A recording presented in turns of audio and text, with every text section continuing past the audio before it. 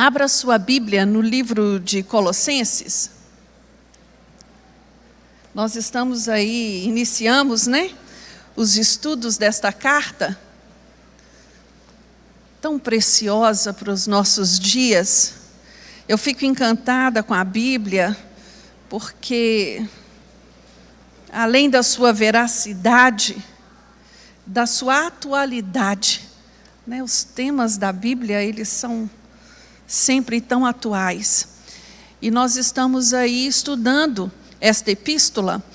Na primeira aula, nós estudamos os versículos 1 e 2, que foi uma introdução a essa carta, apresentando o contexto histórico desta carta, a cidade, a localização, como essa igreja foi fundada, quem evangelizou esse lugar, como a palavra chegou até eles e o que estava acontecendo ali. Essa carta não foi escrita à toa, aleatoriamente. Havia um motivo específico que Paulo escreveu a esses irmãos. Na aula passada, dos versículos 3 ao versículo 12, nós vimos aí a oração de Paulo por esses irmãos. Nós vimos os elementos imprescindíveis da oração, a súplica com agradecimento, com ação de graça. Nós vimos que a mensagem dirigida aos irmãos daquela igreja foi uma mensagem de encorajamento, para que eles permanecessem na fé apostólica. Aquela igreja estava sendo atacada e precisava de um direcionamento muito firme do apóstolo em respeito às questões que estavam sendo levantadas ali. Na aula de hoje, nós vamos ver Paulo colocar o machado da verdade na raiz da heresia. Olha que coisa linda. Hoje o negócio vai ficar um pouquinho mais estreito, Os falsos mestres afirmavam nesta carta que a matéria era essencialmente má. Por isso, Jesus, sendo Deus, ele jamais poderia ter sido incorporado. Ele jamais poderia ter feito parte, reencarnado, encarnado como homem. E por isso também eles negavam a participação de Jesus na criação. Algumas teses ali eram levantadas como ele não teria como, ele foi o primeiro a ser criado. Irmãos, quando Paulo vai rebater essas heresias gnósticas, mostrando que Cristo não é uma emanação de Deus, mas ele é a própria imagem de Deus, Paulo vai mostrar ali que Cristo não é intermediário por meio do qual o mundo material veio existir, mas o próprio Criador do mundo. Lá em João 1:1 nos diz o quê? No início era o Verbo. E o Verbo se fez carne. E o Verbo era Deus, e o Verbo era Deus.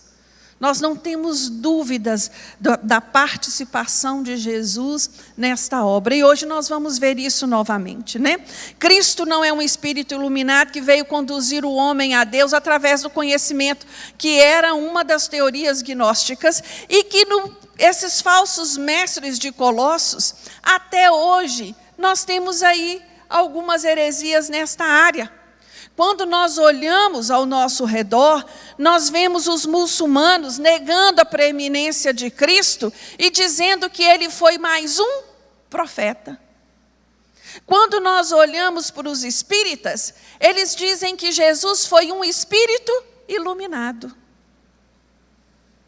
Quando nós olhamos para a testemunha de Jeová, eles dizem que Jesus não foi o primeiro a ser criado. Irmãos, vocês estão notando? Eles não negam a existência de Jesus. Eles negam a preeminência de Jesus. Aí é que está o problema, e é aí que nós necessitamos tanto estudar a palavra de Deus para entendermos e percebermos essas diferenças. Amém? Você está com a sua Bíblia aberta aí no livro de Colossenses, no capítulo 1? Vamos ler então a partir do versículo 13. Ele nos tirou do poder das trevas e nos transportou para o reino do Filho do seu amor, em quem temos a redenção pelo seu sangue, a saber, a remissão dos pecados. Ele é a imagem do Deus invisível, o primogênito de toda a criação, pois nele foram criadas todas as coisas que há nos céus e na terra, visíveis e invisíveis, sejam tronos, sejam soberanias, sejam principados, sejam potestades, tudo foi criado por ele e para ele. Ele é antes de todas as coisas e todas as coisas subsistem por ele. E ele é a cabeça do corpo, a igreja. É o princípio, o primogênito dentre os mortos, para que em tudo tenha a preeminência, pois foi do agrado do Pai que toda a plenitude nele habitasse. Amém?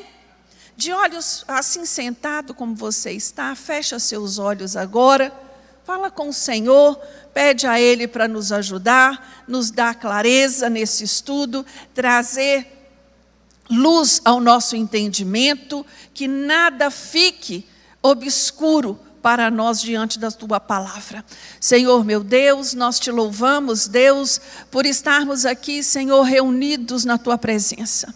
Que manhã deliciosa, Senhor. Que louvor maravilhoso, que tempo bom é esse que passamos na Tua casa. Ah, Deus, como o salmista disse, preferimos um dia na Tua casa do que 1000 fora dela. Deus, a nossa alegria está no Senhor. Tu és o motivo, Senhor, por estarmos aqui. Estamos aqui porque Te amamos, porque Te adoramos, porque reconhecemos o Senhor como o Senhor da nossa vida. E nesta manhã, meu Deus, nós Te pedimos, nos dê clareza, Senhor, neste estudo.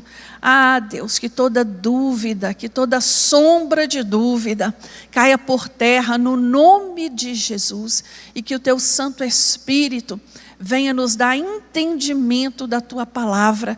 Senhor, me capacita, me dê da Tua unção e da Tua graça, porque eu de mim mesma, meu Deus, eu não tenho nada, mas eu sei o quanto estas vidas são preciosas para o Senhor. Por isso me usa, Deus, como instrumento para estes que estão no templo e a estes que estão nos ouvindo através da internet. Fala o nosso coração nesta manhã. É o que oramos a Ti no nome de Jesus. Amém. Amém. O alvo da nossa lição hoje é, primeiramente, relembrar que acima de tudo do que é visível e invisível está Cristo. E Ele é o Senhor. Nós precisamos perceber cada dia mais que Jesus está acima do universo e da igreja.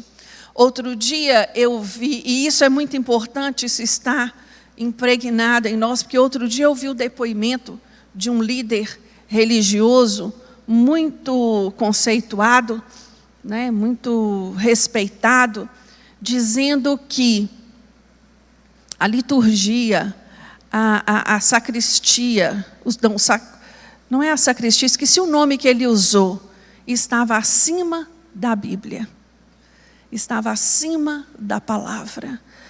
E aquilo, irmãos, quando eu ouvi aquilo, é como se eu tivesse levado um soco na boca do estômago, porque são milhões de pessoas seguindo e entendendo assim. Isso é muito sério, né?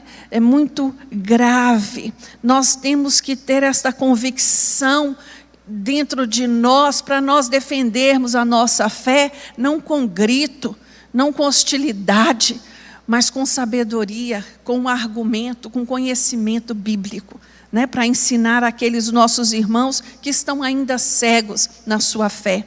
Nós precisamos testemunhar a fé em Cristo por onde nós passarmos. Por onde nós passarmos. Eu tenho certeza que se eu perguntar a cada um de vocês aqui, vocês já tiveram oportunidades assim, inúmeras, de testemunhar a sua fé. É verdade ou não é? em lugares que você nem imaginava que aquilo fosse acontecer.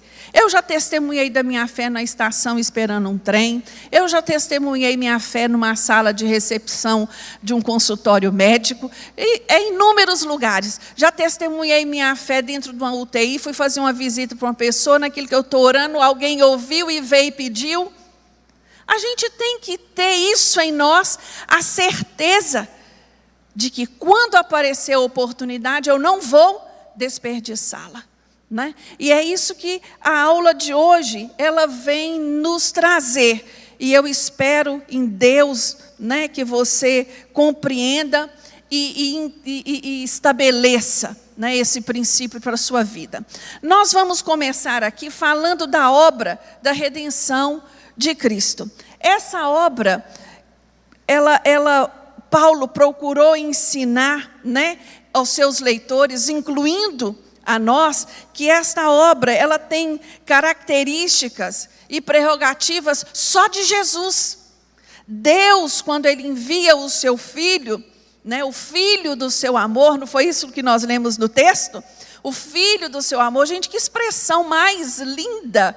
Fala para mim. Quando você olha para a Fernandinha não é a filha do seu amor, Márcia?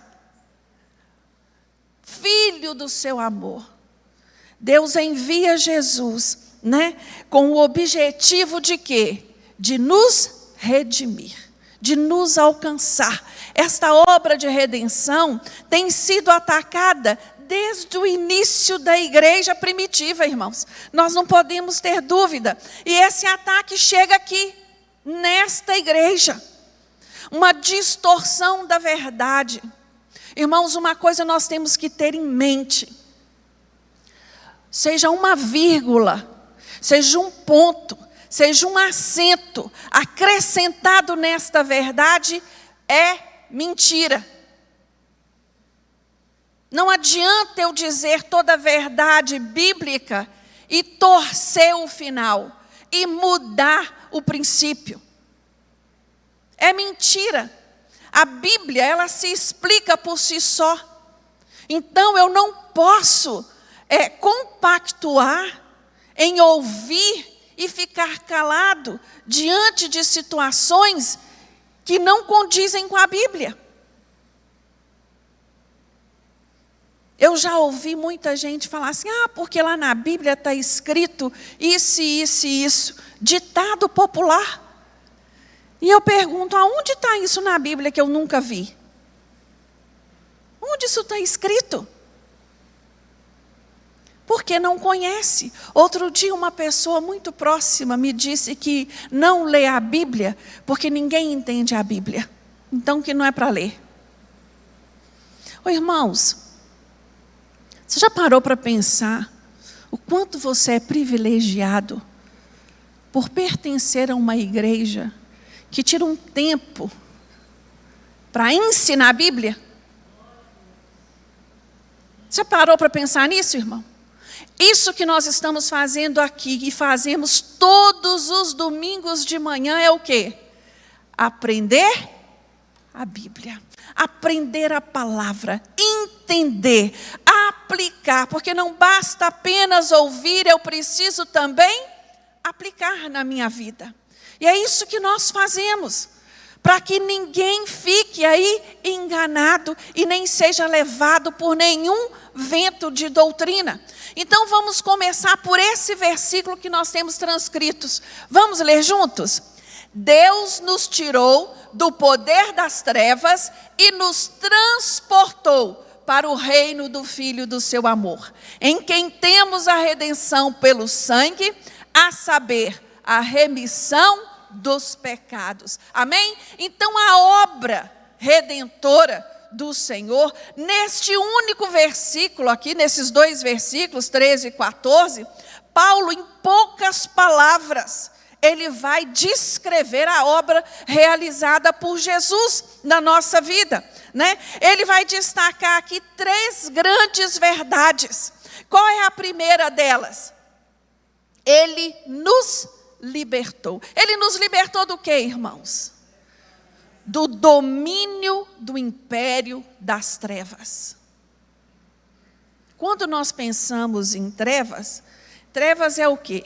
É um estado de separação. Trevas não combina com luz, combina? Onde a luz chega, a treva tem que dissipar. Então, trevas é um estado de separação, seria o tempo de ignorância entre o homem e Deus. Quando nós olhamos certas situações no mundo, tão degradante, nós logo pensamos no quê? Como que a pessoa consegue? Porque é uma cegueira espiritual. Como a pessoa consegue denegrir a própria imagem e ir a tão baixo estado? Por quê? Porque está nas trevas, não tem entendimento, pensa que aquilo é normal, que aquilo é natural, e vai chegando a um estado de afastamento de Deus, que vai sendo arrastada cada dia mais para o abismo. Não é isso? A Bíblia nos diz isso, que um abismo chama outro abismo, e assim ela vai se afundando nesse império das trevas. Mas a palavra de Deus nos diz que o Senhor nos libertou. Ele nos transportou. Ele nos levou para um estado de luz. Ele nos libertou desse lugar. Ele nos libertou dessa influência dos poderes malignos. Ele nos libertou do pecado. Hoje, eu e você somos livres, amém? Não somos dominados pelo pecado. Às vezes pecamos, infelizmente sim, mas o pecado não é um estilo de vida do crente. O pecado é um acidente na vida do crente. Às vezes erramos, mas imediatamente o Espírito Santo de Deus nos chama a atenção. É como se acendesse uma luz aqui e dissesse para mim: epa, volta ali, que ali deu ruim, resolve ali. Pede perdão, conserta.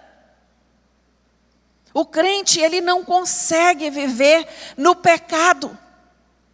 E aqui quando nós olhamos a esse império das trevas, como saímos da autoridade de Satanás e passamos a viver debaixo do poder e da autoridade de Deus.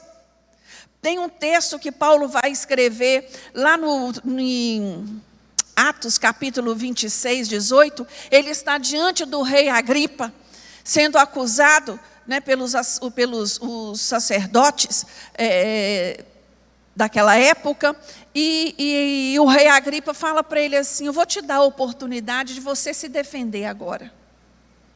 Fala a sua versão. E ali Paulo começa a explicar por que ele foi chamado. E ele vai dizer no versículo 18: eu fui chamado para abrir os olhos e das trevas converter à luz, e do poder de Satanás ao poder de Deus, a fim de que recebam a remissão dos pecados e sorte entre os santificados pela fé em mim. Ele foi comissionado por Jesus, irmão Neilton, para abrir os olhos daqueles que estavam cegos. Para falar. E quando a gente fala para abrir os olhos dele foi aberto, irmãos? Literalmente. Literalmente. Não só espiritualmente, mas como fisicamente também.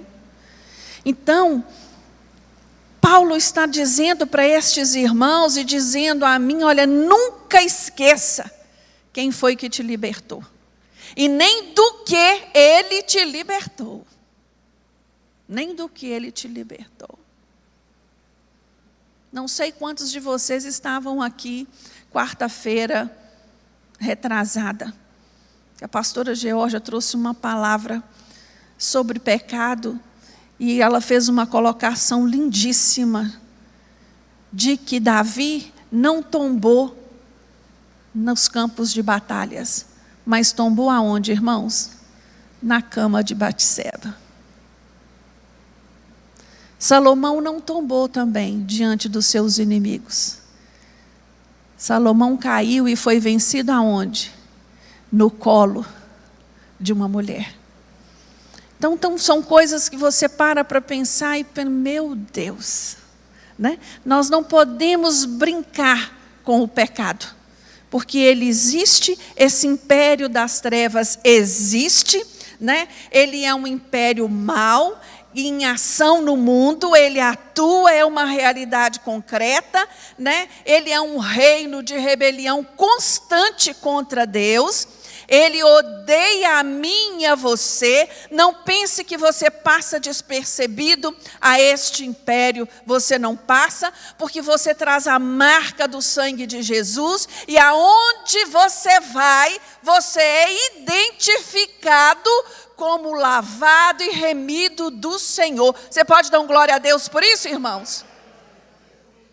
É tremendo, mas é verdade.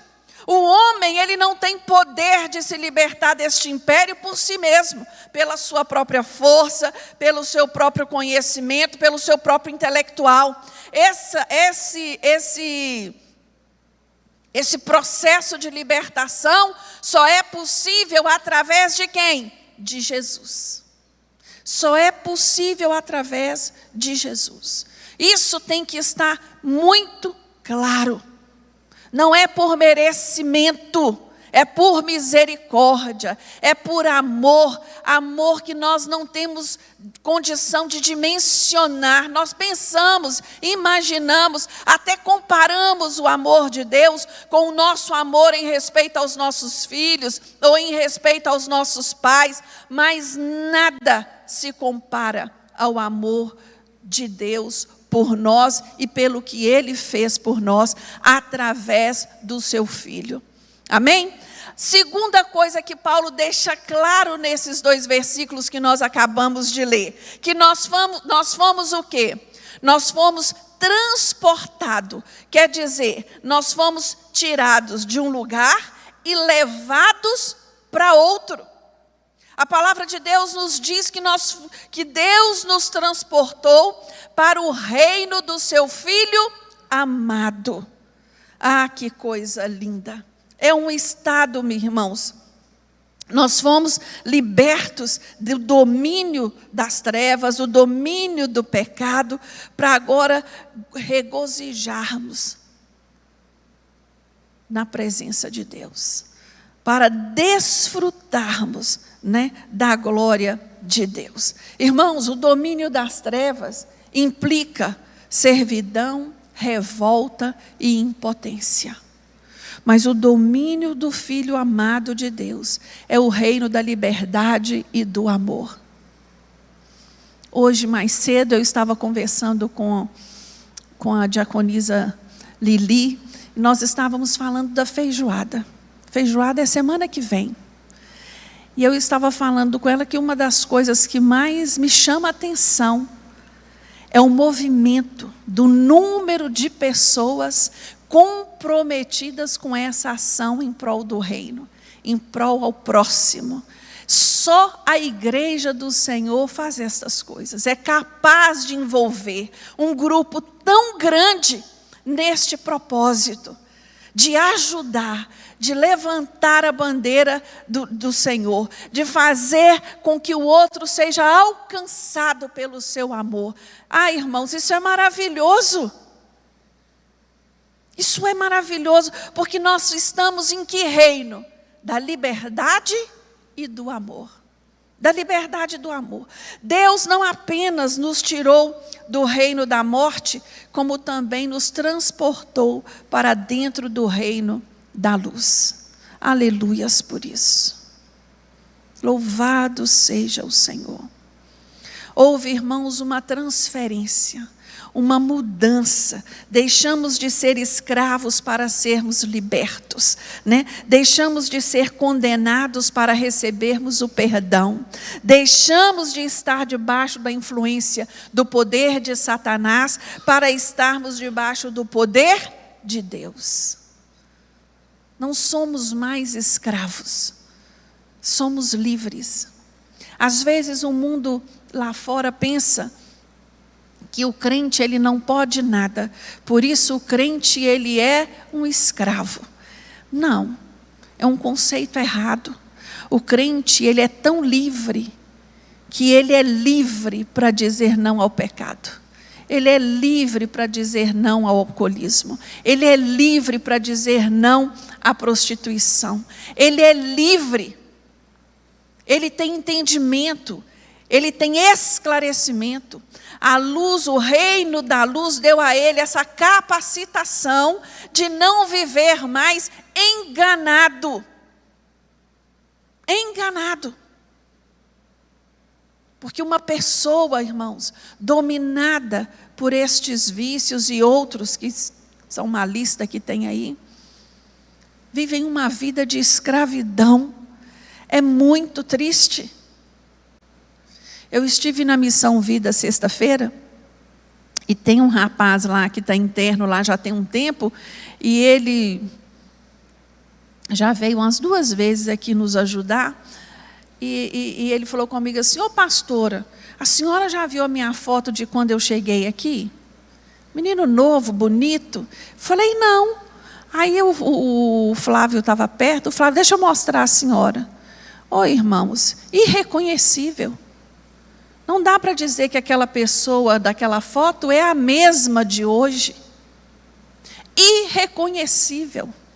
Isso, e eu falei para ele assim: você sabe por que você está feio desse jeito nessa foto? Ele falou: sei, pastor, o pecado. Eu falei: isso mesmo. O pecado, ele enfeia a pessoa de tal forma que ela fica irreconhecível.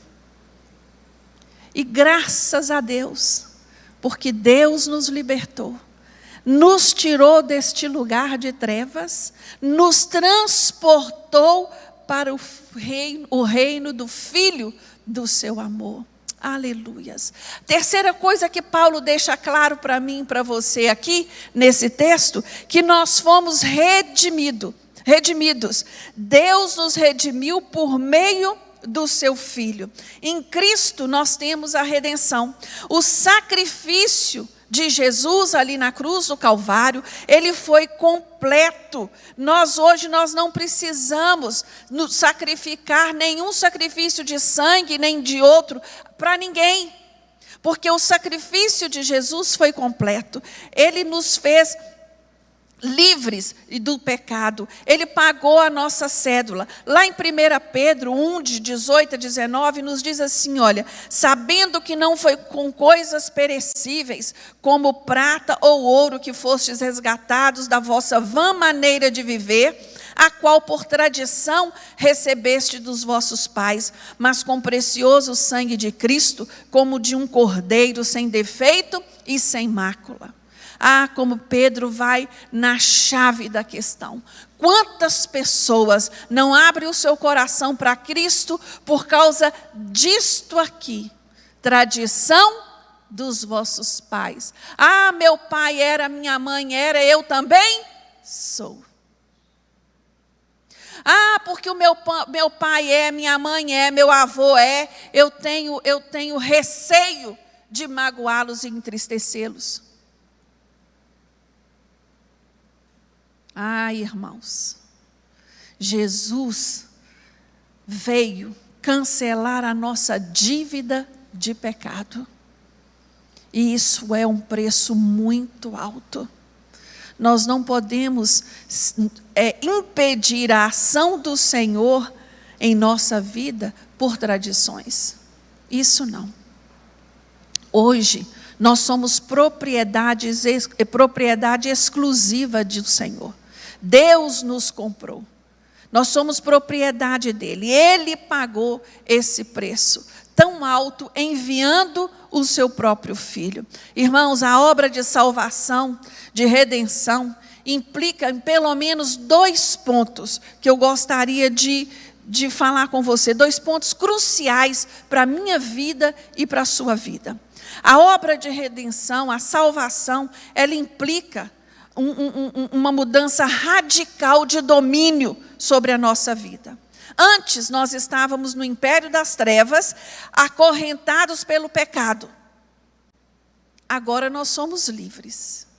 Antes, eu tinha desculpa de dizer, mas eu não sabia. Eu não achava. Eu não imaginei. Hoje não.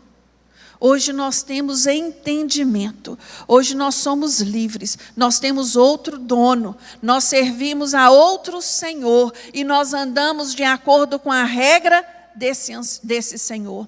Hoje nós vivemos no antigozo da glória. Sabe o que significa isso? A glória que nós vamos ter no céu, nós já estamos experimentando aqui. Esta alegria, esse gozo que enche o nosso ser. Segunda coisa que implica a nossa salvação é uma mudança radical de devoção do nosso coração. Isso é coisa séria. Devoção do nosso coração. Nós vivemos no reino da luz, no reino do amor, no reino da paz e da vida eterna. Não é isso? É isso que rege a minha vida e a sua vida.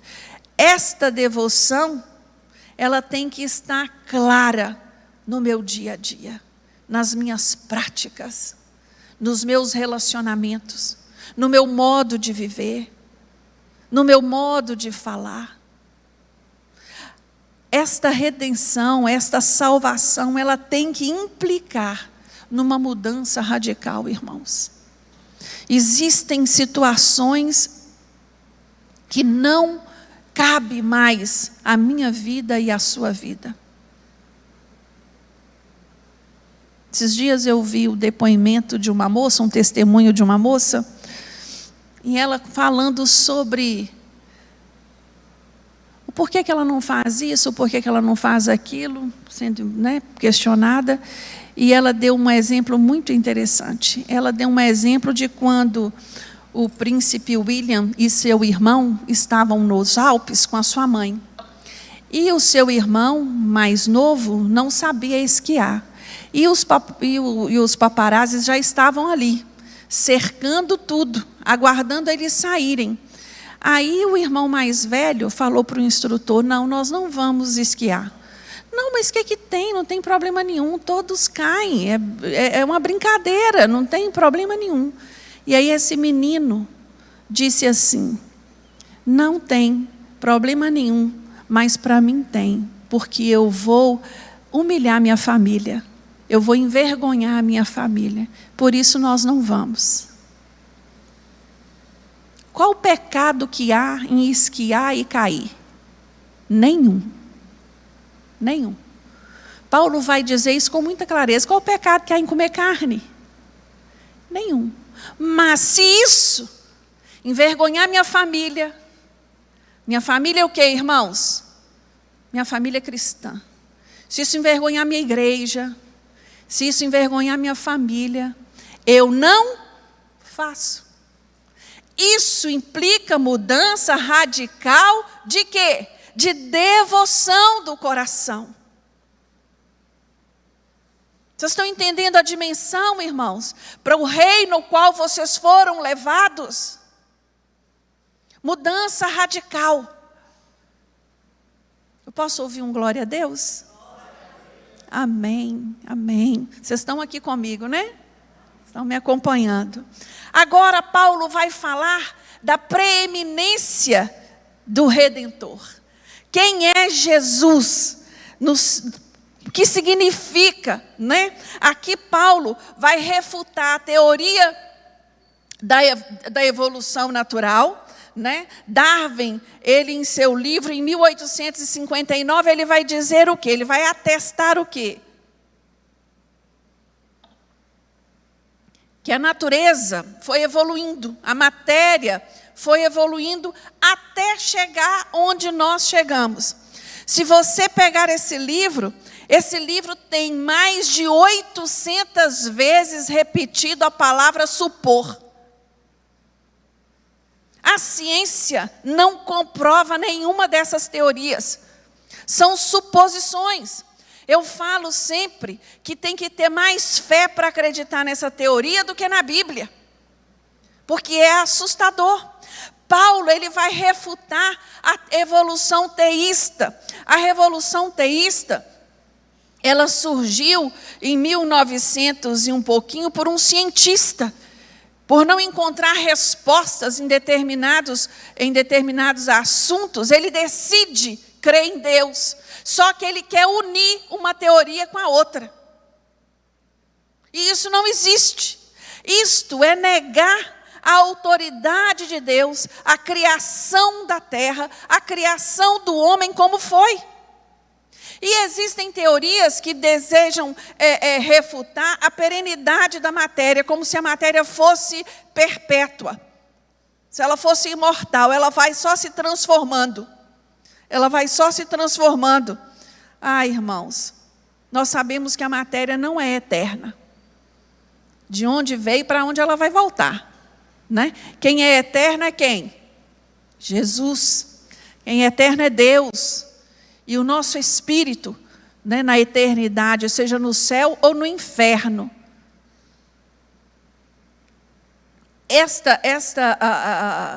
Quando Paulo começa aqui do versículo 15 a falar da preeminência de Deus, ele vai destacar a preeminência de Deus em relação ao seu Pai. Ele é a imagem do Deus invisível.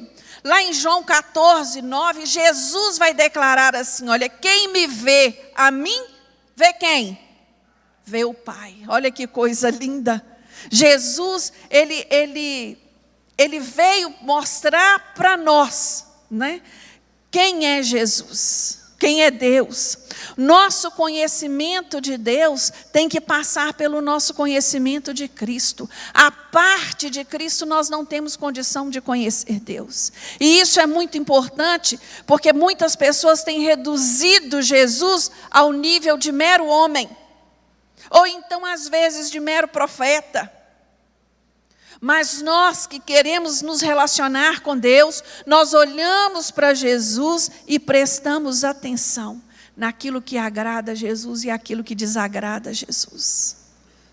Nós olhamos o seu comportamento, a sua forma, como ele lidou com cada uma das situações que foram apresentadas a ele. Nós temos que prestar atenção naquilo, no amor de Jesus e na indignação de Jesus aos hipócritas. Irmãos, Jesus é o nosso modelo. É para Ele que nós olhamos. É nele. É Ele. E tudo por Ele. Em relação ao universo, o primogênito de toda a criação é a declaração de Paulo nestes versículos. Nós vamos examinar essas declarações. Quando ele diz o primogênito, né, não significa que ele foi criado, não. Carrega a ideia de quê? De prioridade, de superioridade, de preeminência. Esta é a ideia. Ele é o Senhor do universo. Nele, irmãos, nele foram criadas todas as coisas. João 1,3 diz assim, todas as coisas foram feitas por meio dele, e sem ele, nada do que foi feito se fez. Olha o jogo de palavras que acontece nessa última parte. Sem ele, nada do que foi feito se fez.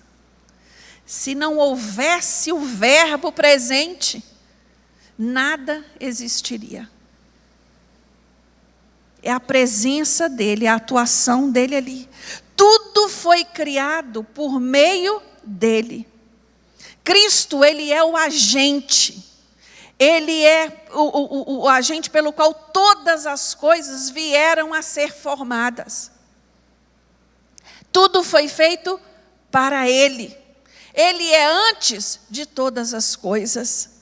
E nele tudo subsiste. Efésios 1:10 vai nos dizer assim, de fazer converter em Cristo todas as coisas, na dispensação da plenitude dos tempos, tanto as que estão nos céus, como as que estão na terra.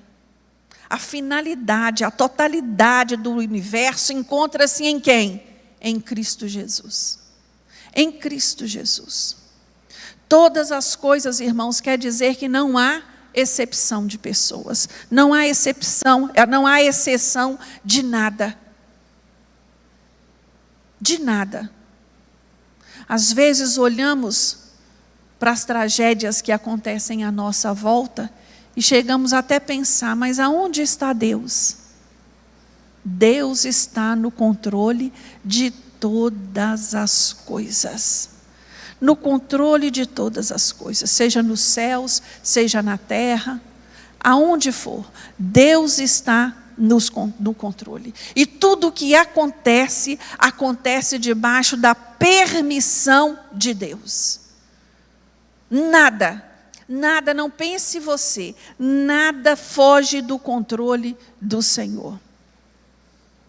Nós estamos estudando no nosso curso básico de teologia agora, os livros escatológicos, Daniel e Apocalipse.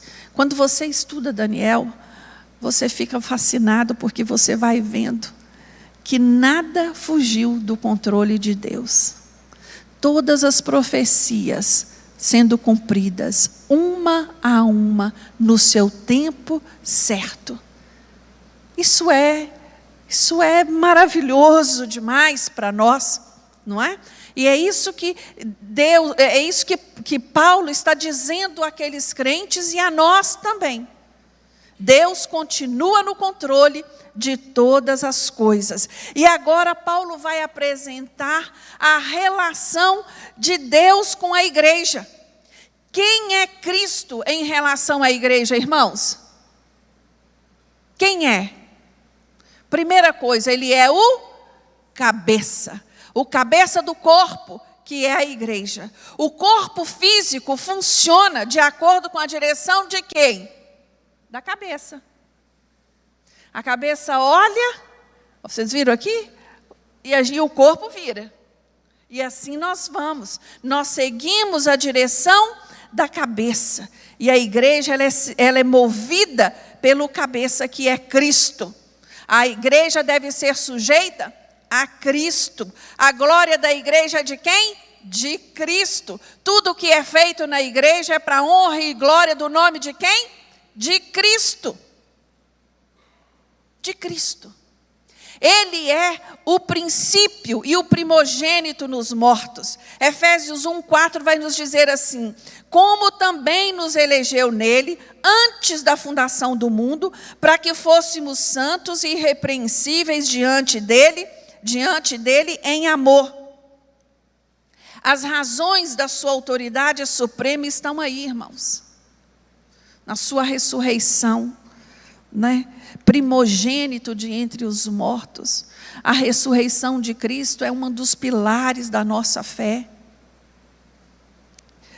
Em todas as coisas, ele tem a primazia.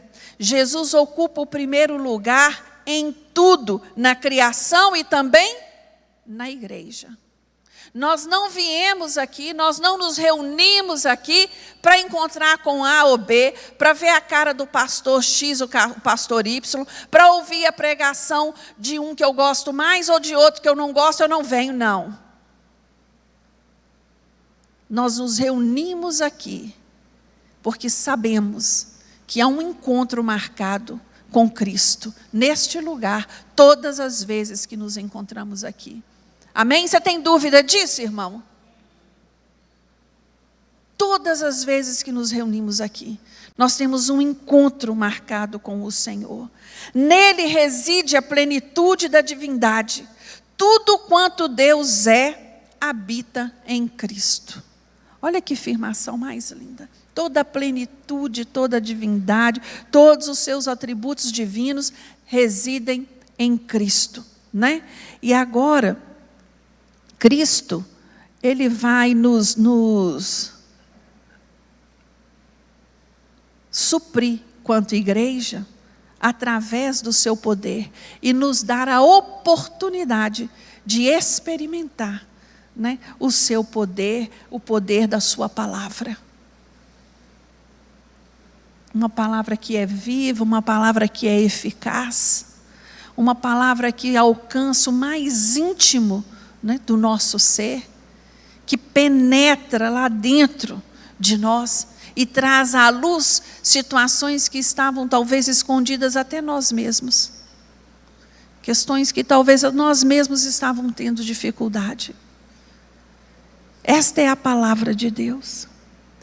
Eu gostaria de caminhar para a conclusão desse estudo, trazendo à nossa memória de tudo que nós vimos aqui, 4 verdades que nós nunca devemos esquecer. A primeira delas, está dando para vocês lerem aí? Não? Tá? Agora que eu tive a impressão que está pequena a letra. A obra da nossa redenção foi, repete para mim, foi completa. Completa. Você não precisa subir nenhuma escadaria, você não precisa chicotear o seu corpo, você não precisa nenhum destes sacrifícios. Você não precisa matar galinha, matar carneiro, matar cabrito, você não precisa de nada disso. A obra da nossa redenção foi completa, por meio de Cristo Jesus, que nos libertou da escravidão, das trevas, transportou para o reino do seu Filho amado. Completa. Ele nos redimiu de uma vez só, não foi gradativamente. Segunda verdade que nós encontramos nesse estudo: Jesus Cristo é o Senhor do universo. Essa compreensão, quando eu tenho isso claramente para mim, ela vai fortalecer a minha vida nos tempos de tormenta. Você entende assim, irmãos? No tempo de tempestade, no tempo de tragédia, no tempo de dificuldade. Quando eu tenho plena consciência, o Senhor, Ele é o Senhor do universo. Tudo está sob o seu controle. Tudo. Terceira verdade que eu entendo nesse estudo de hoje de manhã que nós fizemos: Jesus Cristo, Ele é o Senhor da igreja. Tudo, irmãos, tudo que você fizer, saiba que você faz para Jesus. Você não faz para homem. A obra é de Jesus. A igreja é de Jesus. E é lindo quando a igreja se submete ao senhorio e dependência de Jesus. Às vezes, nos deparamos em determinadas situações que não chega nem ao conhecimento de vocês. E nós, pastores, pensamos: e agora, como vai ser? Como nós vamos fazer? Como nós vamos lidar com isso? Mas a mesma hora que essa questão vem, a resposta chega. A igreja é do Senhor. Então Ele tem a resposta. Ele tem a solução. Ele tem a libertação. É Ele que põe, é Ele que tira. É Ele que faz. É Ele que faz. E esse entendimento você tem que ter na sua mente, ter gravado no seu coração, né? Dando a liberdade para Ele intervir e corrigir quando Ele quiser, quando bem a Ele convier. Jesus corrige. Jesus trata, Ele trata. Por quê? Porque Ele nos ama. Ele nos dá oportunidade. Em cada tratativa do Senhor, é uma oportunidade para eu me arrepender dos meus maus caminhos. A quarta e a última verdade que eu encontro nesse estudo: que Jesus Cristo é o Senhor de cada um de nós. Essa verdade nos faz um convite, irmãos. Nos faz um convite a consagrar a nossa vida e a nossa lealdade a Cristo. Todos os dias. Todos os dias. Não deixe a sua fé em Cristo Jesus, o seu relacionamento com Ele, cair no comum. Não. Busque. Né? A gente ouve falar tanto aí, né, de como avivar o relacionamento conjugal, como os relacionamentos entre pais e filhos, tanta coisa aí. Mas antes de mais nada, Busque avivar o seu relacionamento com Cristo Jesus. Busque ter esse prazer de estar na presença dEle. Busque de se alegrar e estar na sua casa. Quando você se levantar pela manhã e para vir à casa do Senhor, que seja um tempo gostoso, de preparo, de disposição. Meu Deus, que coisa boa, estou indo para a casa do Senhor. Estou indo me reunir com os meus irmãos. Estou indo prestar culto ao meu Deus. Isso tem que ser, meus irmãos, prazeroso todas as vezes, não só de vez em quando. Amém? E para a nossa meditação, para hoje, o que Colossenses traz para mim hoje? Se em todas as coisas Jesus Cristo tem a primazia, será que Ele tem a primazia em mim? Isso é uma pergunta para você se fazer nessa manhã. O que devo fazer para que essa seja uma realidade em minha vida? Será que a primazia de Jesus está em todas as áreas da minha vida? Ou eu tenho deixado, aqui pode, aqui não. Aqui é, mas aqui sou eu que cuido. Vamos ficar de pé. Faz essa pergunta para você mesmo. Feche os seus olhos.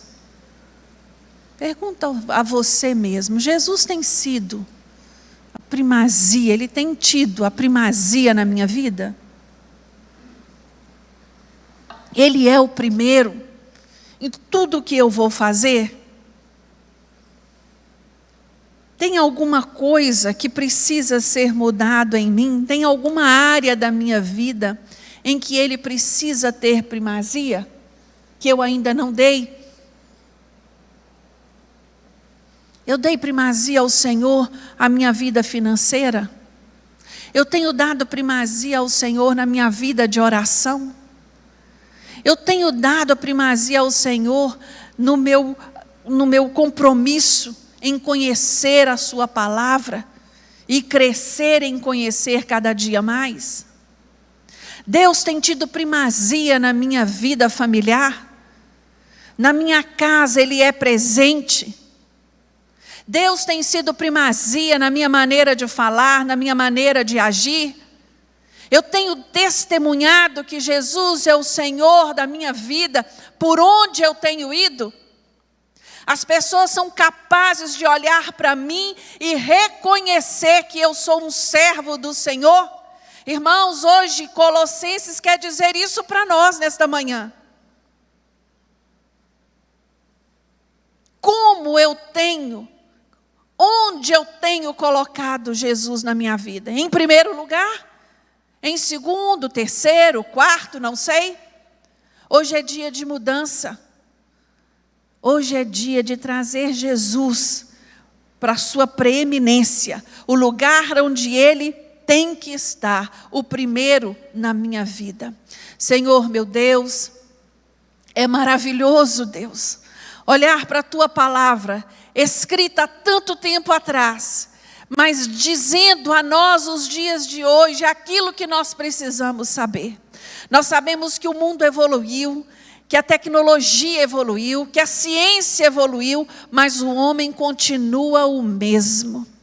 O homem continua cometendo os mesmos erros, caindo nas mesmas ciladas. Por isso, Deus, a Tua palavra é tão eficaz a nós neste dia de hoje. Deus, que tudo aquilo que foi dito nesta manhã encontre um terreno fértil no coração dos meus irmãos e no meu também. Que esta palavra venha gerar frutos, que esta palavra venha gerar incômodo, que esta palavra venha gerar o desejo de servir ao Senhor em primazia cada dia mais, entendendo quem é o Senhor na nossa vida. O Senhor não está no segundo lugar, no terceiro ou no quarto. O Senhor é o primeiro da nossa vida. Tudo que vamos fazer, tudo que vamos falar, aonde vamos, o Senhor vem em primeiro lugar. Isso agrada ao Senhor. Isso exalta o nome do Senhor. Isso dá testemunho de que o Senhor é quem eu sirvo. Oh Deus, nos ajuda, Senhor.